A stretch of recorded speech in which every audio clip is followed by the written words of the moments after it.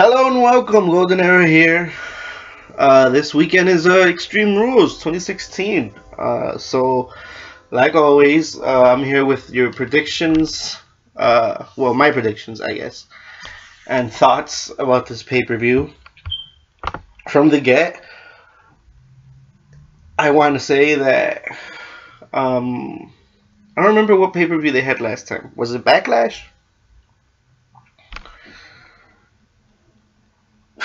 Payback. Yeah, it was Payback. I feel like Payback and Extreme Rules are really one super show because, like, if you bought the network right before Payback, if you paid them $10 for Payback, you get Extreme Rules for free. So it's kind of like really, it's one super show. You know what I mean? And if you think about it that way, and if you just watch the pay-per-views one right after another, it kind of makes sense. Like, you can tell that they're just continuing the story and the matches are pretty much the same. And well, anyway, let's get to these very uninteresting predictions. You should probably click away and just not watch this shit. Personally, I'll be honest with y'all, I'm mad that I'm going to have to watch Game of Thrones an hour later because I have to watch this pay-per-view. But since they're both streaming, I mean, it only makes sense that I watch WWE live and comment on the Reddit threads, you know what I mean? And then I'll catch Game of Thrones later. I usually don't watch Game of Thrones at the same time anyway, so it's not that big of a deal. You know, when it's live or whatever. Anyway, Game of Thrones is going to shit on this, by the way. Game of Thrones is going to be awesome this Sunday. It was amazing last weekend. Okay, but now, WWE, that's what we're talking about. No reason to get off track. Baron Corbin versus Ziggler, no DQ match. I mean, I think, realistically, I think I want Corbin to win.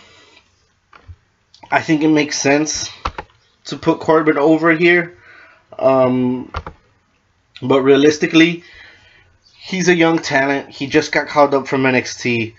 And I think Ziggler wins this. I know the internet doesn't want to hear that, but I think Ziggler wins this. I mean, I don't want to hear it either, to be quite honest with you. Next, we have a Texas Tornado match. Usos versus Doc and Anderson. Versus Anderson and Doc. Doc Gallows and Anderson. Whatever you want to call them. I think they're called the Club now. I don't know. Doc and Carl. Didn't I used to call them Doc and Carl? Yeah, Doc and Carl, yeah. I was trying to remember what I used to call them when they were in New Japan. Yeah, Doc and Carl. So it's going to be Doc and Carl versus the Usos in a Texas Tornado match, which actually interests me. Now that I know it's Texas Tornado, that's pretty cool. That means there's going to be a lot of action. It should be a good match. Possibility for Balor, but I doubt it. I think I got the Usos winning that one. Gotta make WWE look strong. Asylum match, Dean Ambrose versus Chris Jericho. Like, who gives a fuck? Like, don't get me wrong, I think Ambrose is cool. I like Dean Ambrose. I got no beef with him. I like Chris Jericho too, you know what I mean? But for some reason, their match at Payback just didn't click for me. And their promos and stuff, for some reason, they're just not... It just doesn't click for me, you know what I mean? I don't know if there's just not the right amount of what's the word I'm searching for here? Chemistry there. Like, I feel like they don't match up well. I feel like their match at Payback was very lackluster, and I feel that their promos have been really lackluster, which is weird because, like, Dean Ambrose and Seth Rollins had amazing promos together. Chris Jericho and AJ Styles had amazing promos together. But for some reason, I feel like Dean Ambrose and Chris Jericho just, they don't mesh well. It's almost like there's too much charisma there for me to handle. Like, you got this really cool guy that's kind of annoying and a dick heel, and then you got this really cool guy that's a dick face, and it's just like, okay, they're both cocky dicks. Who am I? Like, I don't get it. You know what I mean? Like, I wouldn't say that I don't get it because I get it, but like, I don't like it. Like, I'm not entertained. I'm just like, well, both of these guys think they're the shit. Fuck it. You know what I mean? Like, it doesn't matter. Like, I don't know. I don't think they mesh well. I don't care. Asylum match, like what the fuck? What does that even mean? Ambrose wins. I think it's pretty obvious that Dean Ambrose wins. It wouldn't make sense for Jericho to win this one. I think Jericho was amazing. Don't get me wrong. It just, why would you build up Dean winning last show and then have him lose this show? It doesn't make sense. To what I think of when I think of how the storyline should play out. Intercontinental Championship 4-way match with The Miz, Owens, Cesaro, and Zayn. Jesus Christ, couldn't they have just done 2 different matches? Couldn't they have done The Miz versus anybody and anybody versus anybody else? Like, and I know that's probably what they've been doing on Raw and SmackDown for the last couple of weeks. But a 4-way match, seriously, and you're not going to put like a ladder or tables or anything in there? It's just going to be a 4-way match? Like, that's it? I don't know. This card is really underwhelming for me. Personal opinion, obviously. Maybe I'm wrong. I hope I'm wrong. I hope they put on a hell of a show and I mark out. I think Kevin Owens wins this. I want Kevin Owens to win. Kevin Owens or Sami Zayn would be fine with me. I'd have no beef with Cesaro either. And I'd have no beef with Miz either. I think all 4 of these guys are great workers. The Miz is an amazing actor as a bad guy. I think they work well, all 4 of them. But if I had to choose who I want to win, I would probably say Kevin Owens, followed by Sami Zayn, who I think will win. I can see The Miz winning again. But if I had to guess, I would say Kevin Owens. We got a tag team match for the championship. New Day versus the Vaudevillains. Here's a shocker. I think the Vaudevillains take this. I think the New Day have ran their course. They've been amazing. There's no doubt about that. But you get the Vaudevillains the strap. And then you bring Enzo back from his injury. And you got like a hot feud right there. And the fans will go crazy for it. The Vaudevillains are really over as heels. And I know everybody's like, oh, but Vince said he didn't like them. And I'm like, why the fuck do you believe anything Vince says? So yeah, I got the Vaudevillains. United States title match, Kalisto versus Rusev. Here's another shocker. I think I got Kalisto winning this one. I want Rusev to win. I like Rusev. I think he's explosive in the ring. I think he's a badass, but, you know, with Cena coming back, giving the belt to Rusev, and then just having Cena get the belt back would be bullshit. So I think they're going to keep it on Kalisto. I hope they keep it on Kalisto. Like I said, there's a part of me that wants Ryback to win, and there's another part of me that wants Kalisto to win. But Kalisto did beat Ryback, so I don't see why he can't beat Rusev. Storyline-wise, you know, they're trying to build him as this, you know, giant killer kind of thing. Or at least big guy killer. And I think Kalisto, I think he takes it.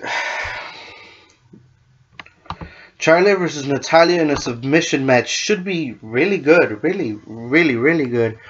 Ric Flair is banned from ringside. He could probably steal the show, honestly. I want Natty to win. Like, I want Natalya to win really, really, really bad. She's one of the best women they got, if not the best woman they got. You know, she's tested and proven throughout the entire world. She's like a 3rd generation pro wrestler. I don't think anybody's more deserving than Natalya right now. I could see them keeping it on Charlotte because Charlotte looks good in magazines and things of that sort. But I think Natalya looks just as good on TV and things like that. This is really the only match I care about. Well, one of the only matches I care about. And I want Natalya to win so bad because, like, she's been Divas champion, but she deserves the women's championship as well. You know, she's that good of a wrestler. She's that good in the ring. And, you know, you can tell she really cares about the business. Because her family, like, if you see, like, her documentaries and stuff, her family even told her not to get in the business, but she decided to do it anyway, you know. And she did the right thing. She didn't just show up at WWE and say, hey, hire me. I'm, you know, 3rd generation. You used to hire all my parents. Hire me. And kind of, you know, take the easy route. She took the hard route. You know, she did Independence. She toured Japan. She did the 1st generation I'm not a legacy route, and I respect her for that. So I want Natalya to win so much that it's actually clouding my judgment. Realistically, Charlotte's going to win because Charlotte didn't do that. Charlotte just showed up at WWE and was like, I'm a legacy, and then, you know, they gave her the strap. But she's well deserving as well. I'm not saying she's not athletic. She's amazing. But I personally like Natalya a little more, and I think that they'll probably keep the belt on Charlotte because Charlotte is the quintessential WWE person, and Vince loves putting WWE over. He loves trying to make WWE seem like the best. So if you have that indie and that world tour thing going on, then, you know, guys like me will love you. You know, those of us that watch other wrestling and not just WWE. But for the most part, Vince wants WWE fans to feel like they're the fans that know the most because they watch the best. That with WWE seems like the best, and WWE fans can feel like they're watching the best. You know what I mean? It's a smart business decision. I can't hate on them, but you know, it is what it is. I call it like I see it. That's what I think is going to happen. I think Charlotte wins. I want Natty to win. With that said, I wouldn't be surprised if Natty wins. But if Natty does win, I don't expect her to have a long title reign. But I think she deserves the belt. And Vince has been known to just give somebody the belt when they deserve it, when they've earned it. But usually they don't have long reigns. Usually the long reigns are held for the WWE guys. Or the guys that are super over as heels or as faces or whatever. You know, the guys that are really good at acting and at being good guys and bad guys. And then finally we got the Extreme Rules match. Roman Reigns, Lowell versus AJ Styles. Again, chances are Roman Reigns is going to win this. He's a WWE guy through and through. Didn't go anywhere else. You know, he was born, he played football, so he has that athletic background where you can't say WWE guys aren't athletes because he played professional football. And he's a third generation, you know, his dad and his grandfather all worked for Vince McMahon. So again, he has the whole WWE is better thing in back of him, whereas AJ, you know, TNA, New Japan, ROH, Rev Pro in the UK, probably did some work in Mexico as well that I may not be sure of. So Vince is probably going to try to make WWE look strong, and Roman will probably win. Now, the only thing that makes me question it, and the reason why I am excited for this match, is because at Payback, we had the obvious Reigns wins. And if you remember my Payback predictions, I was saying that Finn Balor was going to come out, and we were going to get the Bullet Club in the WWE, and that has not happened. So chances are, if you remember earlier in this video, I stated that you get a 2-for-1 pay-per-view if you bought Payback. If you bought the network back when Payback was on, then you're getting Extreme Rules for free. Chances are that's how this story is going to end, with Finn Balor debuting and it being a full-blown Bullet Club. We get WWE version of the Bullet Club. They probably could buy the name from New Japan. That's not anything new because for those that don't know, the NWO, which was in WCW, was originally a New Japan thing, and WCW bought the rights to the name to be able to run that angle in WCW, and we saw how profitable that was for them. So I wouldn't be surprised if WWE buys the rights to the name of Bullet Club and does their own rendition with AJ, Doc, Gallows, and Prince Devitt, aka Finn Balor. Sorry, my Markness came out there. He used to go by Prince Devitt in New Japan. That's how I first heard of him. But yeah, I wouldn't be surprised if the Bullet Club shows up and wins. If I had to guess, I would think that the Bullet Club shows up and AJ wins the title. I don't think he keeps it for long, but I think that they become the big heel stable. They quote unquote take over the WWE, and the ratings may skyrocket because, you know, things like the NWO, things like a new generation of superstars coming in are exciting. And, you know, no homo, but if you've seen Finn Balor's abs, he's money. Like, the women are going to flock in droves to look at Finn Balor, and that's just what it is. And men as well, you know, if you're interested in that, more power to you.